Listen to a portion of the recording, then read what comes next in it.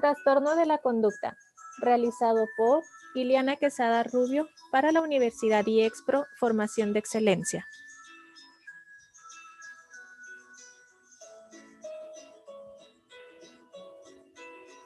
A continuación, se presenta una serie de información específica a docentes que trabajan en educación preescolar o educación primaria inferior. Esto se refiere a los primeros 3 grados, primero, segundo o tercero de educación primaria.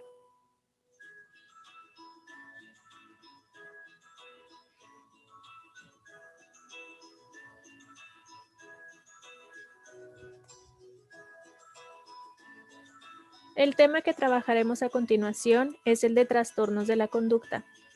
A continuación, se enlistan los tipos de actividades que trabajaremos, tipos de trastornos de conducta que existen, características de cada uno, acciones pedagógicas que se pueden implementar en el aula.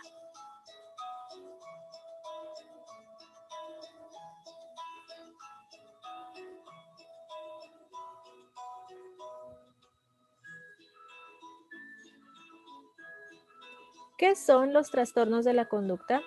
De acuerdo al DSM-5, los trastornos de conductas que implican oposición a las normas sociales y figuras de autoridad, cuya consecuencia es el fastidio o la perturbación de la convivencia con otras personas, ya sean compañeros, padres de familia, personas, profesores y personas desconocidas.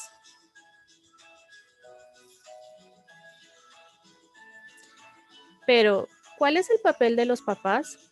Algunos son capaces de justificar comportamientos destructivos, agresivos e inadecuados como algo propio de los niños, mientras que otros son incapaces de aceptar la más mínima pataleta o un simple desafío y solicitan ayuda profesional inmediatamente.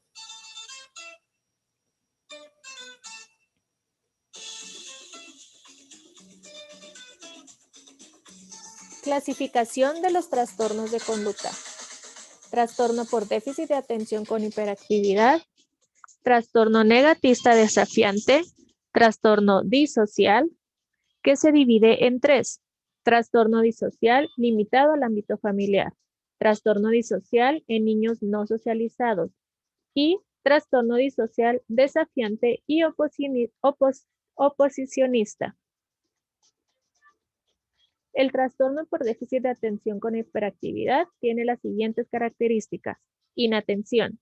Dificultades para mantener la atención en tareas o actividades recreativas. Parece no escuchar cuando se le habla directamente. Pierde cosas necesarias para tareas o actividades. Olvida las actividades cotidianas.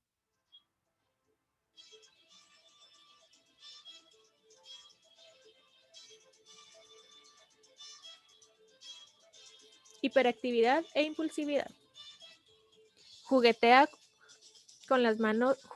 o golpea con las manos o los pies o se retuerce en el asiento.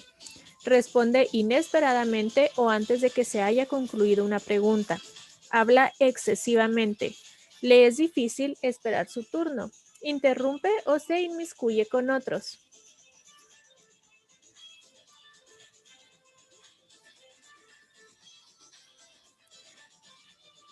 Trastorno negativista desafiante. Comienza durante los años preescolares o los primeros años de educación primaria. Su estado de ánimo es irritable. Pierde los estribos a menudo y con facilidad. Se irrita o enoja con otras personas con frecuencia. Se enoja o resiente con frecuencia.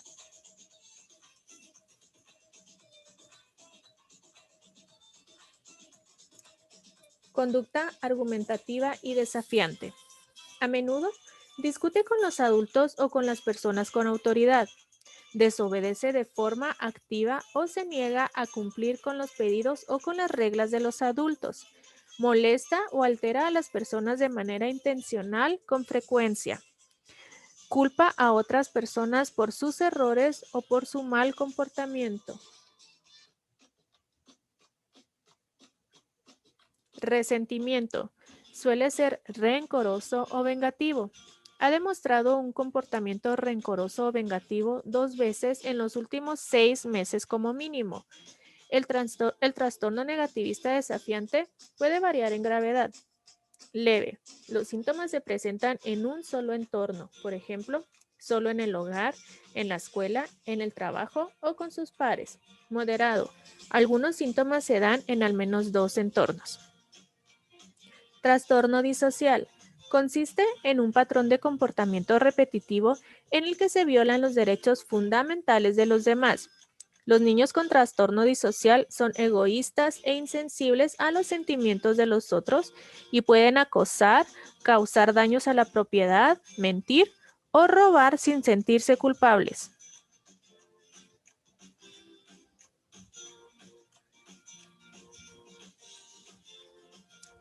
Trastorno disocial desafiante y oposicionista.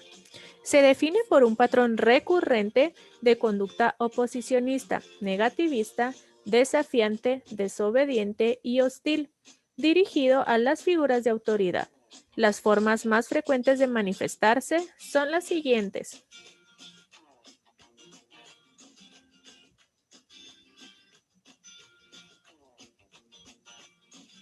Se enfadan con relativa frecuencia. Discuten continuamente con los adultos. Desafían las reglas de los adultos. Son provocadores.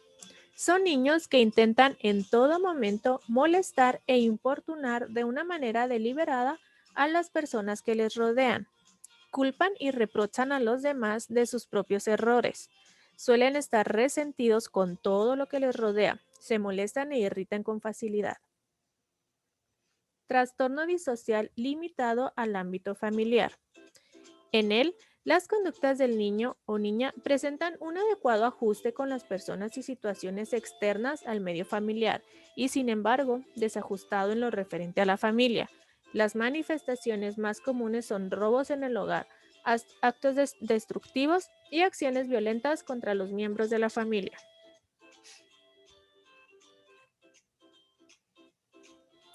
Trastorno disocial en niños no socializados. Falta de integración efectiva, fruto de la carencia de habilidades para el establecimiento de relaciones adecuadas con los compañeros, de manera que el niño se sentirá frecuentemente aislado, rechazado, será impopular y no disfrutará de relaciones afectivas recíprocas y sinceras.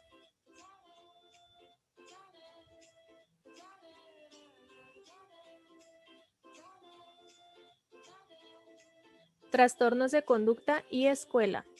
Se transforman en una barrera para el aprendizaje y la participación de los estudiantes, lo que puede llegar a repercutir de forma negativa en el desarrollo personal y afectivo del estudiante, en las relaciones interpersonales y en su proceso de aprendizaje.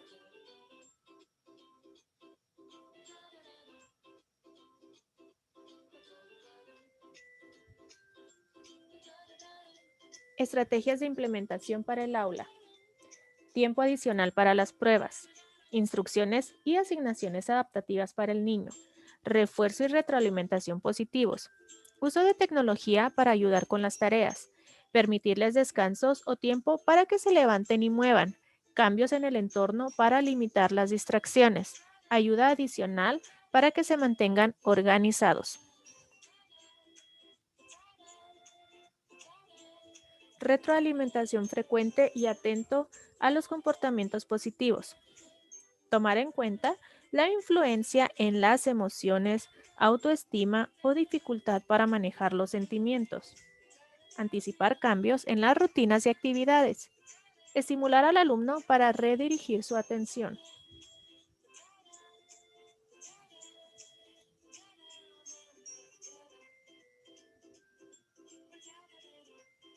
Verificar si entendieron la actividad a realizar. Brindar opciones para demostrar su dominio. Por ejemplo, que el alumno escoja entre un ensayo escrito, un informe oral o un examen en línea. Asegurarse de que las tareas no sean largas y repetitivas. Permita descansos. Promover momentos para moverse y hacer ejercicio. Minimizar las distracciones en el aula y usar herramientas organizacionales.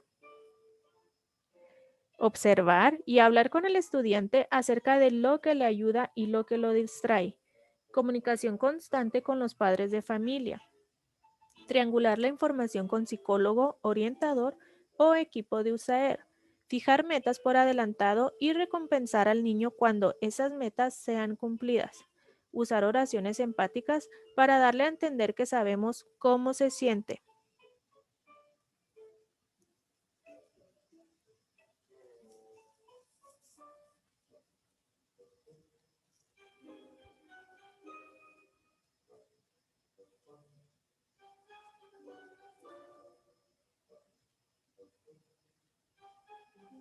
Utilizar frases directas de manera positiva. Utilizar halagos específicos cuando el niño hace lo que se le solicita. Darle opciones al niño cuando sea posible. Utilizar un horario que implemente durante el transcurso del día. Recuerda que la colaboración cercana entre la escuela, los padres y los proveedores de atención médica ayudará a asegurar que el niño obtenga el apoyo correcto.